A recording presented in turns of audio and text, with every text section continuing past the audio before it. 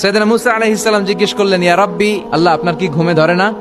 আল্লাহ বললেন, কোনো কথা বলা যাবে না, দুইটা গ্লাসের ভেতরে পানি নাও, পানি ভর্তি গ্লাস নিয়ে তুর পাহাড়ের উপরে দাঁড়াও। সাইয়েদনা মুসা আলাইহিস সালাম দাঁড়ালেন। আল্লাহরে আবার জিজ্ঞেস করলেন, আল্লাহ আমি জিজ্ঞেস করলাম কি আর আপনি করতে বললেন কি? আল্লাহ বললেন, কথা বলো না, যা বলেছি তাই করো। তো মুসা আলাইহিস সালাম কিছু বলতে পারে না, পানি নিয়ে দাঁড়িয়ে রইলেন। মুসা আলাইহিস সালামকে আল্লাহ বললেন, তুমি দাঁড়িয়ে থাকো আর ঘুম রে, বললেন ঘুম তুই মুসারে ধর। ঘুম যে এবার সাইয়েদনা মুসা আলাইহিস সালামকে ধরেছে। উনি ঘুমের ধাক্কায় আর থাকতে পারেন না, একবার ডানে যায় আরেকবার বায়ে যায়। ঘুমের ধাক্কায় হঠাৎ করে কাত হয়ে পড়ে যায় আর গ্লাসগুলো মাটিতে পড়ে খান খান হয়ে ভেঙে যায়। আল্লাহ ডেকে বললেন, মুসা বেশি কিছু হেফাজতের তো দায়িত্ব দেই নাই, শুধু দুইটা গ্লাস হেফাজতের দায়িত্ব দিয়েছে। ঘুমের কারণে এগুলোর হেফাজত করতে পারো নাই, ভেঙে খান খান হয়ে গিয়েছে।